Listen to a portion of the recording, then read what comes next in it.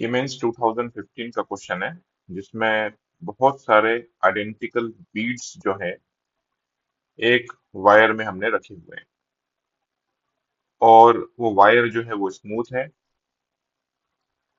और वो वायर का लेंथ जो दिया हुआ है वो एल दिया हुआ है और आर जो है वो रेडियस है इन बीड्स की। और फिर हमने क्या करा, एक बीड को कुछ वेलोसिटी v दे दी है। अब वो बीड जब आगे जाएगा और दोनों बीड आइडेंटिकल हैं तो इनके बीच में इलास्टिक कोलिजन में वेलोसिटी इंटरचेंज हो जाएगी। तो पहला और दूसरे में पहला वाला जो है वो रेस्ट पर आ जाएगा और दूसरा वाला v वेलोसिटी से मूव करना शुरू कर देगा।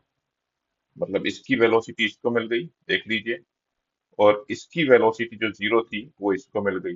देखिए इसकी वेलोसिटी जीरो हो गई।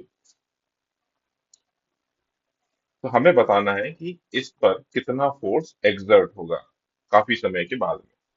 अब काफी समय के बाद में मतलब ये वाला आगे गया, फिर दूसरे को हिट करा, दूसरा आगे गया, फिर तीसरे को हिट करा, तीसरा आगे गया, और फिर ऐसे करते करते आखिरी वाला जो है वो इस वॉल को हिट करेगा। तो ये डायग्राम मैंने बनाया हुआ है और इसका डायमीटर है 2r। तो ऑब्वियसली एक पार्टिकल दूसरे पार्टिकल की तरफ जब वो जाएगा तो इस बार उसको 2r डिस्टेंस कम ट्रेवल करना पड़ेगा क्योंकि वो यहाँ से यहाँ पर इंटरेक्शन देखिए इन दोनों पॉइंट्स के बीच में हो जाएगा। मतलब ये वाला बीट जब आगे जाएगा, क्योंकि आप देखिए अगर मैं इसको जूम करके देखूं तो इन दोनों के बीच में भले ही आपको दूरी x दिखाई दे रही हो, लेकिन इनका जो मूवमेंट होगा, जो वो मूव करेंगे, वो x-2r मूव करेंगे। वो इससे ज्यादा मूव नहीं कर पाएंगे क्योंकि उनके बीच में इंटरेक्शन हो जाएगा। राइट। तो जो डिस्टेंस आपको l दिखाई दे रहा है वो डिस्टेंस l है ही नहीं।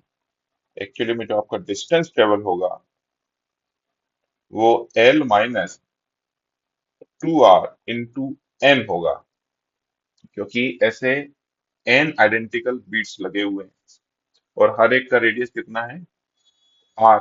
तो हर एक के करस्पॉन्डिंग 2r डिस्टेंस कम ट्रेवल होगा और ऐसी n ड्रॉप्स हैं तो n मल्टीप्लाई कर दिया तो इतना डिस्टेंस ट्रेवल होगा। और कितना टाइम लगेगा इसको टाइम भी निकाल लेते हैं। Time will be equal to distance, that is l minus 2nr, divided by velocity. तो v ही रहेगी, बस वेलोसिटी इंटरचेंज होती रहेगी। इसको वेलोसिटी v दी है तो कुछ समय के बाद में इसके पास में आ जाएगी, कुछ समय के बाद में इसके पास में आ जाएगी और ये मूव करते रहेंगे तो कितना टाइम लगेगा। और इतने टाइम के बाद में मैं मान सकता हूँ कि एक बीट जो है वो यहाँ से यहाँ पर पहुंच जाएगा और उसका मोमेंटम चेंज होगा।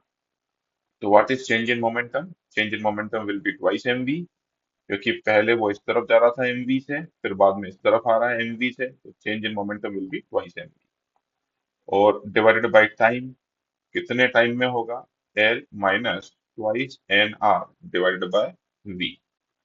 तो जब ये ऊपर चला जाएगा तो ट्वाइस एम वी स्क्वायर हो जाएगा और नीचे l minus twice n r है। तो option B is correct. So answer is B.